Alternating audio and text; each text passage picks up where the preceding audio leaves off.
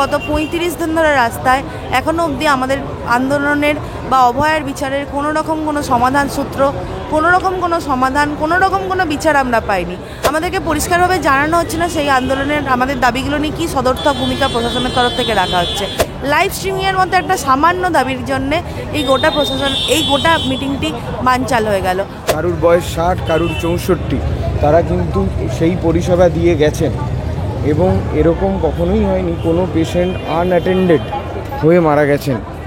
আগামী দিনে যাতে করে এরকম আরেকটি ঘটনা আমাদের এই পশ্চিমবঙ্গে কেন সারা বিশ্বে কোথাও না দেখতে হয়, তারই জন্যে প্রত্যেকটি ডিমান্ড। সেখানে মিডিয়া ট্রায়াল কোথা থেকে এলো আমরা বুঝতে পারলাম না। পরিষেবা তো বন্ধ নেই, প্রত্যেকটি পরিষেবা মানুষ পাচ্ছে এবং সিনিয়র ডাক্তাররা করছেন তা। প্রত্যেকটি পরিষেবা খোলা। উনি যে চেয়ারের কথা তুলেছেন, সেই চেয়ারের প্রতি যদি আমাদের ভরসা না থাকতো আমরা আজ আসতাম না। আমরা এখনও এখানে অপেক্ষা করছি যে প্রতিনিধি দল কালকে থেকে দেখা করার জন্য উদগ্রীব হয়ে আছেন। যারা আজকে এখানে এসেছিলাম, আমরা সবাই যারা এসেছিলাম আজকে এখানে দেখা করার জন্য, তারা আজও নবান্নের বাইরে অপেক্ষা করছে। কিন্তু আমরা গত ৩৫ দিন ধরে রাস্তায় এখনও অবধি আমাদের আন্দোলনের বা অভয়ার বিচারের কোনো রকম কোনো সমাধান সূত্র, কোনো রকম কোনো সমাধান, কোনো রকম কোনো বিচার আমরা পাইনি। আমাদের 5 দফা দাবি নিয়ে যে আন্দোলন শুরু হয়েছিল, সেই 5 দফা দাবির কোনো দাবি নেই, আমরা কোনো রকম কোনো বিচারই পাচ্ছি না। আমাদেরকে পরিষ্কারভাবে জানানো হচ্ছে না সেই আন্দোলনের আমাদের দাবিগুলো নিয়ে কী সদর্থক ভূমিকা প্রশাসনের তরফ থেকে রাখা হচ্ছে। আমরা আজকে এসেছিলাম আলোচনা করার জন্য, আমরা খোলা মনে আলোচনা করার জন্য আজকে ছুটে এসেছিলাম, কিন্তু দেখা গেল একটা সামান্য টেকনিক্যাল কারণে, লাইভ স্ট্রিমিংয়ের মধ্যে একটা সামান্য দাবির জন্যে এই গোটা মিটিংটি বানচাল হয়ে গেল। আমরা প্রচণ্ড হতাশ যে এই রকমভাবে আন্দোলনটাকে গুরুত্ব না দেওয়ার জন্য, এইভাবে আমাদের ন্যায় বিচারের আন্দোলনটাকে কেন ওনারা বুঝতে পারছেন না। আমরা খুবই সামান্য তো একটা দাবি, লাইভ স্ট্রিমিংয়ের দাবি, এবং রোজ আড়াই ঘন্টা করে আপনাদের জন্য ওয়েট করছেন, অপেক্ষা করছেন, আপনাদেরকে ক্ষমা করে দিয়েছে। আমরা মাননীয় মুখ্যমন্ত্রীর কাছে ক্ষমা প্রার্থী যে উনি প্রত্যেকদিন আড়াই ঘন্টা করে অপেক্ষা করছেন, কিন্তু আমরা জুনিয়র ডাক্তাররা, আমরা সাধারণ মানুষরা গত 35 দিন ধরে রাস্তায় অপেক্ষা করছি। আজকে 30 জন আমরা এখানে রোদে পুড়ে জলে ভিজে, বৃষ্টি পড়ছিল, আমরা খোলা আকাশের নিচে অপেক্ষা করছিলাম। আমার ভাই বোনরা এখনও স্বাস্থ্য ভবনে অপেক্ষা করছে, তারা প্রত্যেক দিন ওখানে 24 ঘন্টা।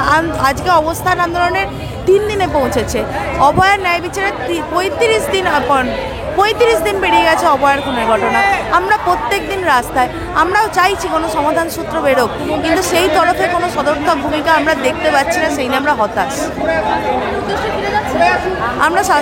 আমরা যেহেতু কোনো রকমই কোনো সমাধান সূত্রে পৌঁছতে পারলাম না, আমরা বাধ্য হচ্ছি। এই মুহূর্তে আমাদের আজকে কোনো রকম কোনো সমাধান সূত্র পাইনি, আমাদের অবস্থান আন্দোলন এই মুহূর্তে জারি থাকে। আমরা আগেও বলেছি এবং আজকে সকালবেলার যদি আপনারা প্রেস ইয়েটা দেখেন, আমাদের সিনিয়র ডক্টররাও বলেছেন যে ওনারা আজকে 33 দিন ধরে, কারুর বয়স 60, কারুর 64, তারা কিন্তু সেই পরিষেবা দিয়ে গেছেন এবং এরকম কখনোই হয়নি কোনো পেশেন্ট আনঅ্যাটেন্ডেড হয়ে মারা গেছেন। ঠিক গত 33 দিন ধরে কিন্তু সিনিয়র ডাক্তাররা অক্লান্ত পরিশ্রম করে, তাদের বারবারই বলছি, তাদের এই বয়সেও তারা সেই অক্লান্ত পরিশ্রম করে পরিষেবা দিয়ে গেছেন। বারে বারে বলা হচ্ছে বাইরে থেকে তোমাদের কাছে কোনো ফোন আসছে, নির্দেশ আসছে, সেই জন্য তোমরা মিটিং আজকে গেলে না। আমরা কিন্তু এসেই আজকে এখানে দেখানো হচ্ছিল যে আমরা ফোনে ওনার বক্তব্যটাই শুনছিলাম, কিন্তু তার আগে যদি আপনাদের রেকর্ডিংই হয়তো পাবেন, আমরা এসে সবার আগে কিন্তু ফোনটি জমা দিয়ে দিই। অতএব সেই রকম কোনো জায়গাই ছিল না, আমরা ফোনটাই জমা দিয়ে আমাদের ওই বক্তব্যটিই রাখি, যেটা আমাদের চিঠিতেও লেখা ছিল যে আমরা লাইভ স্ট্রিমিং চাই জনতার স্বার্থে। আমাদের বাইরে জনতা, মানে যে জনতা দাঁড়িয়েছে তারাও একই জিনিস চান, মুখ্যমন্ত্রীও একই জিনিস চান, বিচার চান। মুখ্যমন্ত্রী যেটা বললেন যে চেয়ারের জন্য সেটা খুবই দুঃখজনক, কারণ আমরা সেই চেয়ারকে সম্মান করি এবং আজও আশা রাখি যে সেই চেয়ার থেকেই এর সমাধান পাবো। মুখ্যমন্ত্রী বলছেন মিডিয়া ট্রায়াল হয়ে যাবে যদি আপনার সাথে লাইভ স্ট্রিমিং করা হতো, যেহেতু সুপ্রিম কোর্টে মামলা চলছে, সেই জন্য আদালত অবমাননা হয়েছে। আমাদের যে 5টা ডিমান্ড, আমরা পরিষ্কারভাবে সেই 5টি ডিমান্ডই সামনে বলতাম এবং সেই 5টা ডিমান্ড আপনাদের কাছে আমরা গত বহুদিন ধরে আপনাদেরকে দেখাচ্ছি। সেই 5টা ডিমান্ড আমরা স্পষ্ট মুখ্যমন্ত্রীর সামনে বলার জন্য রেখেছিলাম এখানে মিডিয়া ট্রায়ালের কোনো ব্যাপারই নেই।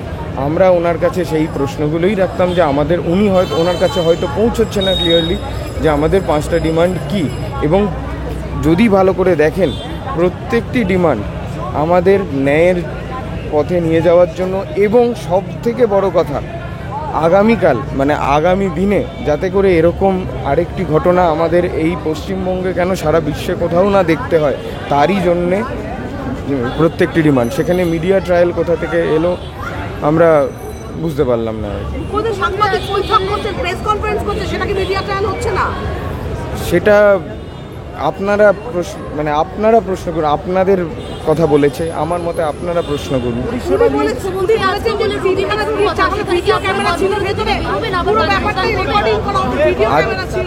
আমি এইটুকু বলতে পারি, প্রথমেই বললাম যে সিনিয়র ডাক্তাররা অক্লান্ত পরিশ্রম করছেন, খুবই দুঃখজনকভাবে যে মৃত্যু হয়েছে আমরাও তার সমব্যথী, এবং সব থেকে বড় কথা এরকম একদমই নয় যে তাদেরকে অ্যাটেন্ড করা হয়নি, সেই রুগী অ্যাটেন্ড করা হয়েছে, প্রত্যেকটি রুগীকেই অ্যাটেন্ড করা হয়েছে, কিন্তু দুঃখজনকভাবে বাঁচানো যায়নি। আমরাও সেই পরিবারের প্রতি সমব্যথী, এবং সব থেকে বড় কথা আরও যেগুলো বলা হলো, আগেও বলা হয়েছে, সুপ্রিম কোর্টে দাঁড়িয়ে যে লয়ার বলেছেন যে মেজর সার্জারি আটকে আছে। একটা বলতে চাই যে আমরা ট্রেনি, আমরা জুনিয়র ডাক্তার, সাধারণ মানুষ জানেন কি না জানি না, আমরা ট্রেন্ড হচ্ছি পরবর্তীকালে এই অপারেশন বা এই প্রসিডিওরগুলো বা এই মানুষকে সার্ভ করার জন্য। এই যে নর্মাল যে মেজর অপারেশন সেটা কিন্তু সিনিয়র ডাক্তাররাই করেন, এবং তারা এখনও সেই অক্লান্ত পরিশ্রম করে সেগুলো চালিয়ে যাচ্ছেন। উনি বলছিলেন যে 3-4খানা ভিডিও ক্যামেরা রয়েছে, ভেতরে গোটা রেকর্ড হবে, পরে দেওয়া হবে। আপনারা কি কোনো আস্থা রাখতে পারছেন? উনি কিন্তু একটা কথা তার সাথে সাথে বলেছেন যে সুপ্রিম কোর্টের পারমিশন নিয়ে। আপনারা ওনাদের তরফ থেকে যদি দেখেন ওই চিঠিতে কিন্তু সেরকম কোনো কথা ছিল না। পরিষেবা নিয়ে উনি যে প্রশ্নটা তুলছেন মারা যাচ্ছেন, সেটা নিয়ে কি? পরিষেবা নিয়ে আমি বারবারই বলছি, কোনো পরিষেবা তো বন্ধ নেই, প্রত্যেকটি পরিষেবা মানুষ পাচ্ছে এবং সিনিয়র ডাক্তাররা করছেন তা। প্রত্যেকটি পরিষেবা খোলা। আমরা তো কোনোদিন চিকিৎসার পথে বাধা দিইনি, কোনো চিকিৎসার পথেই বাধা দিইনি। এবং যদি আপনারা প্রত্যেকটি হাসপাতালে গেছেন, আপনারা যদি ভালো করে দেখেন সেখানে প্রত্যেকটি পরিষেবা খোলা আছে। এমনকি আরজি করে, যেখানে এমার্জেন্সি ভেঙে দেওয়া হয়েছিল, কিছু মানুষ এসে এমার্জেন্সি ভেঙে দেওয়া হয়েছিল, তারপরেও সেই এমার্জেন্সি পরিষেবা কিন্তু চালু ছিল, আজও আছে। আপনারা কি আন্দোলন চালিয়ে যাবেন? আর আগামী কি দুটো প্রশ্ন, একটা আন্দোলন চালিয়ে যাবেন, আর দ্বিতীয় প্রশ্ন যে পরবর্তী সময়কে আবার যদি ভিডিও স্ক্রিনিংয়ে রাজি হন মুখ্যমন্ত্রী, তাহলে কি আপনারা বৈঠকে বসতে রাজি হবেন? আমরা আজও আশা রাখি এবং আজও ওনার সাথে বসতে চাই। প্রথমেই বলেছি, উনি যে চেয়ারের কথা তুলেছেন, সেই চেয়ারের প্রতি যদি আমাদের ভরসা না থাকতো আমরা আজ আসতাম না।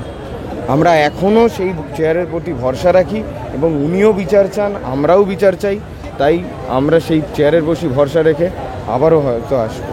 এবং যেটা বললেন যে আন্দোলনের কথা, আন্দোলন একটি অতি বড় শব্দ, সেখানে আমরা একা নেই, সেখানে সাধারণ মানুষও আছে। এখানে কথা হয়েছে আমাদের কর্মবিরতি, এবং সেখানে পরিষ্কার সুপ্রিম কোর্টের 18 নম্বর যে পয়েন্টটি, সেখানেও বলা আছে সমস্ত রকম সিকিউরিটি, এবং আমাদের যে আমরা 36 ঘন্টা 48 ঘন্টা করে ডিউটি করি, সেটার ন্যূনতম যে একটা ব্যবস্থা যাতে করে আমরা সেখানে থেকে সুস্থভাবে সুস্থ মনে পরিষেবাটা দিতে পারি, সেটা যদি দেয়া হয়, সেই অনুযায়ী আমাদের সিজ ওয়ার্কের কথা উঠেছিল। আমাদের যদি মনে করেন যে আন্দোলনের ফর্ম সিজ ওয়ার্ক, আপাতত আমরা সিজ ওয়ার্কে আছি। যেদিন আমরা পরিষেবা পাবো সেদিন আমরা আবার ফেরত আসবো। আমরা তো স্বাস্থ্য ভবন ধর্না কেন গেছিলাম যদি আপনি প্রশ্ন করেন, কারণ 5টা টাইম দিয়েছিল সুপ্রিম কোর্ট, আমরা তার আগেই পৌঁছেছিলাম সেই নিয়েই কথা বলতে, কিন্তু দিনের পর দিন কেটে গেছে, কেউ আসেননি।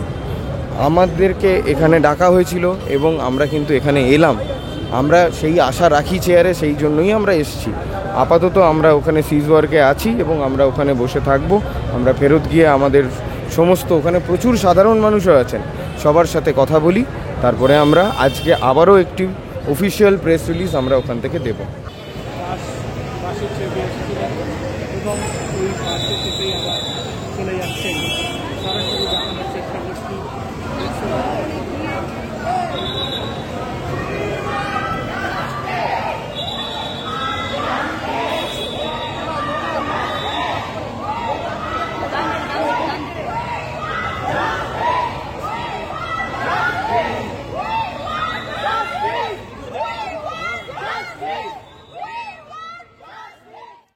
বাংলা হাটের আরো খবর দেখতে নজর রাখুন।